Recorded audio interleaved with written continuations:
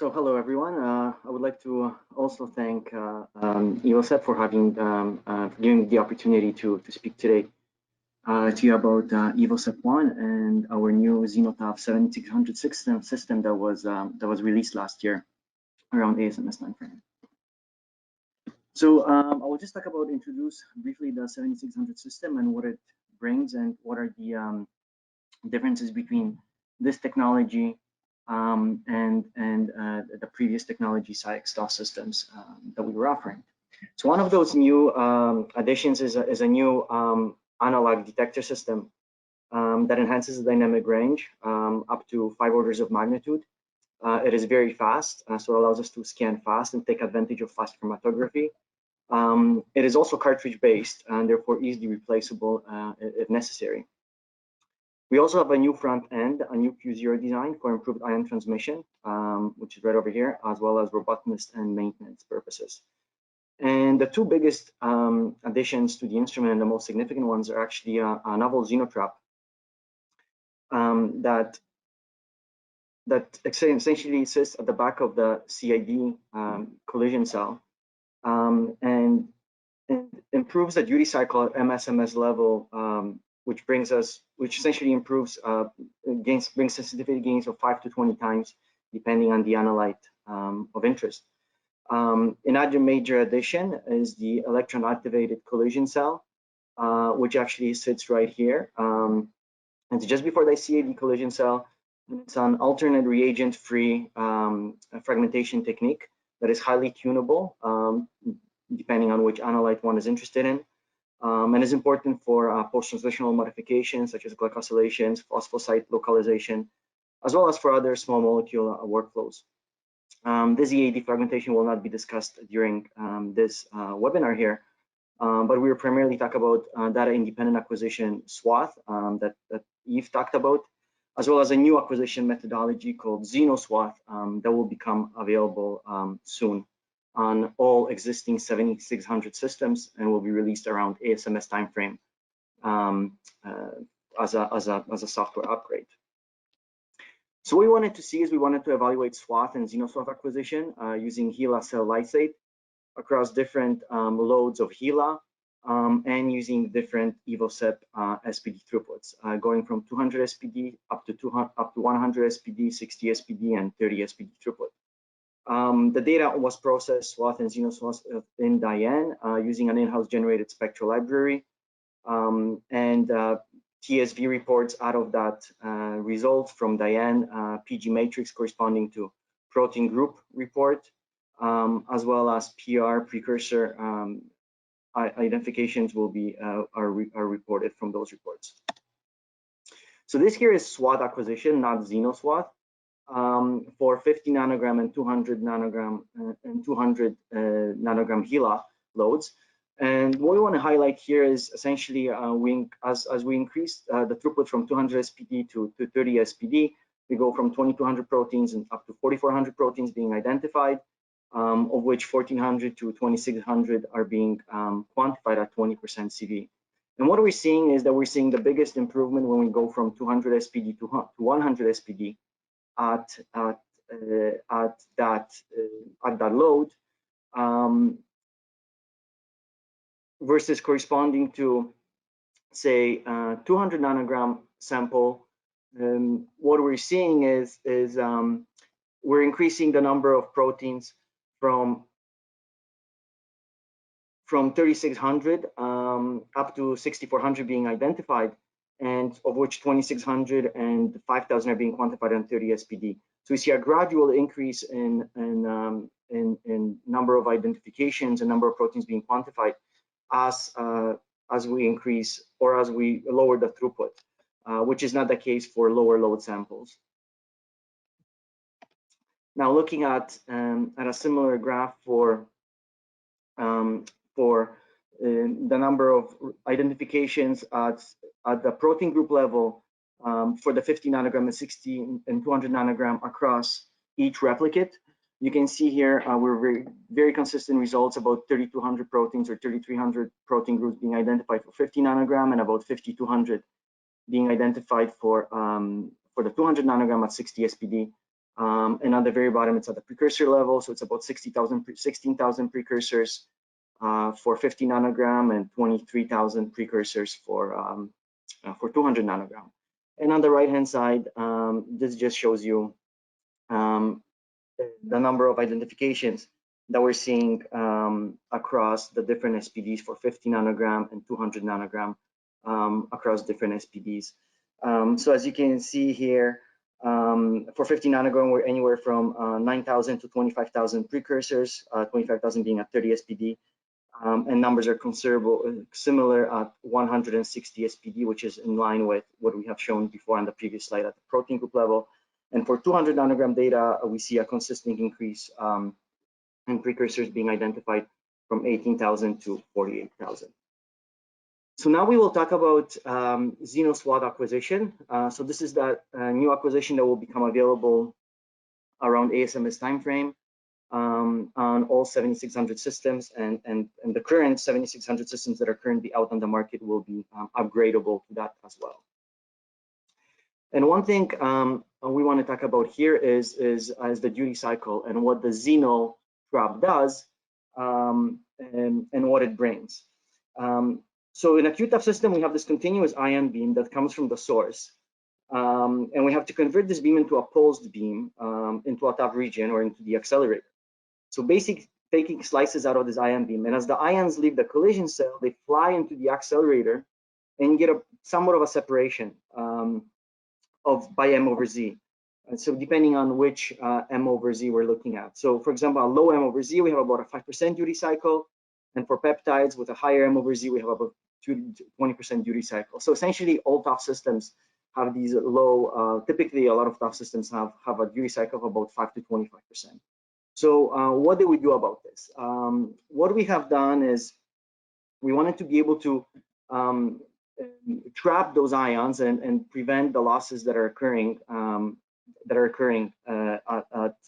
they reach the TAF accelerator. So ions are essentially trapped in this Xeno gate between IQ3 and Xeno gate.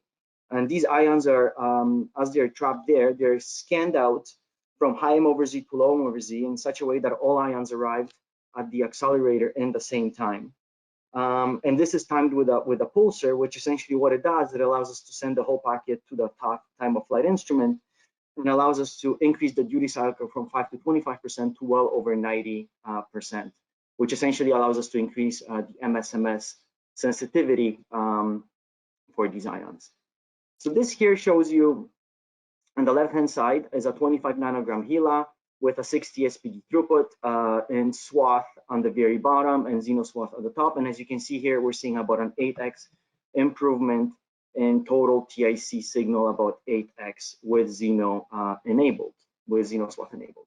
And on the right-hand side, it is the same plot, but showing you the TAF MS total ion current, which is on the bottom, and as well as the MSMS TIC, the summed MSMS TIC on the top. So it shows you that the high duty cycle at MSMS level allows us to gain a lot more signal in the MS2 space rather than the MS1 space with this instrument, which essentially again drives that high duty cycle and gives us sensitivity at the MSMS level.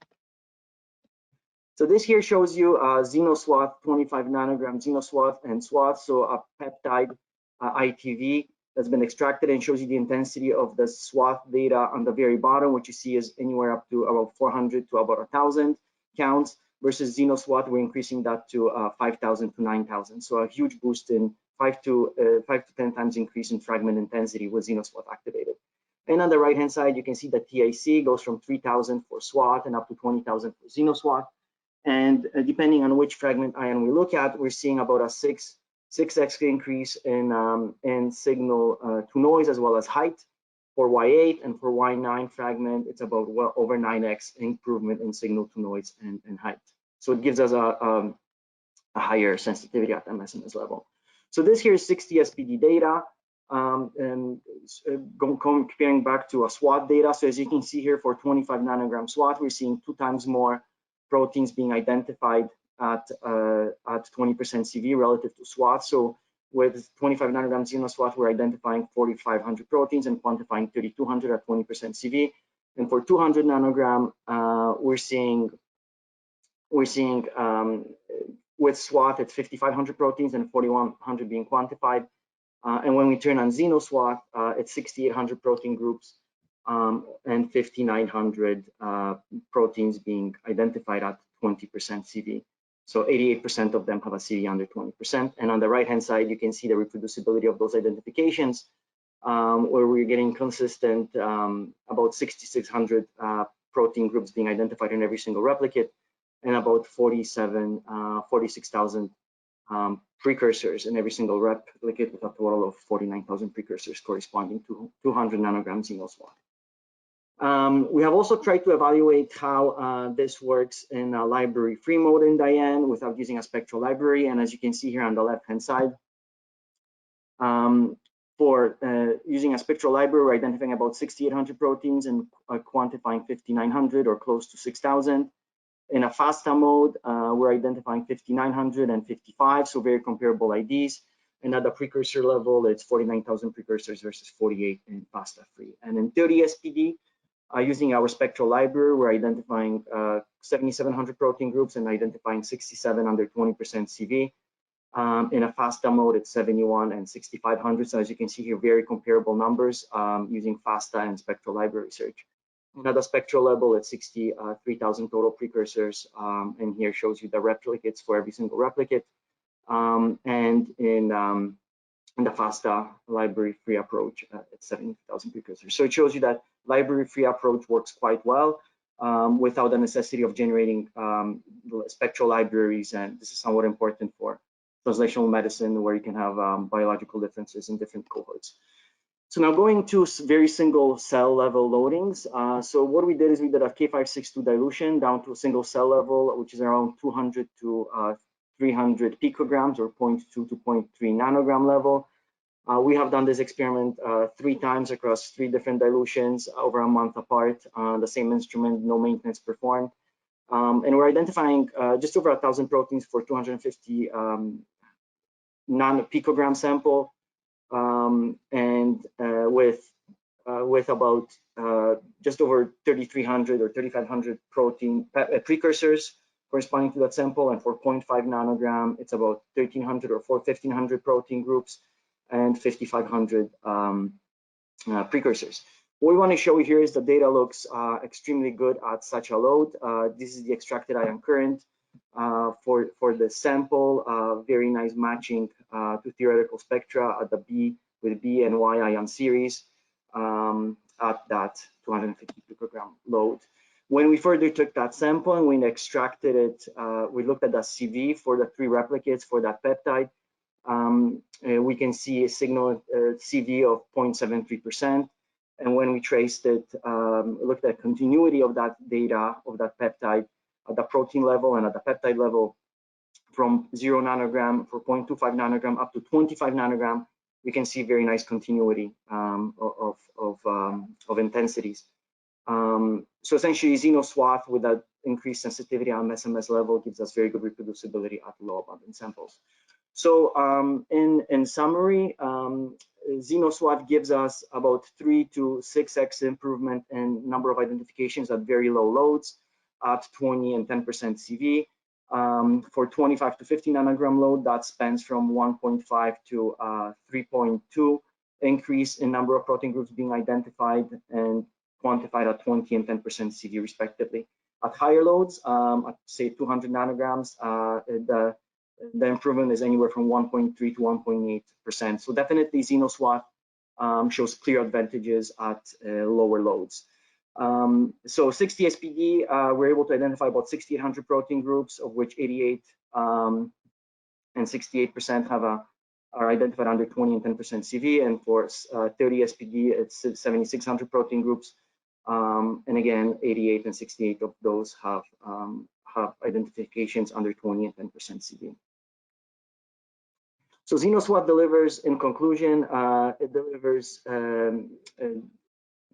increase 6 to 10 times more MS sensitivity with 1.7 to 3x increase in number of proteins being identified, and 3 to 6x increase in quantified at low loads. This is very important for low load samples such as single cell laser capture microdissection. We're able to go really fast with this system and take advantage of very fast chromatography. And XenoSWAT library-free approach demonstrates the feasibility and the ease of use of DIA without generating spectral libraries. And it gives us very comparable IDs compared to spectral library searches. And I would just like to acknowledge everybody at SciEx. This was really a team effort to get all this going. So, so thank you very much. And that is it.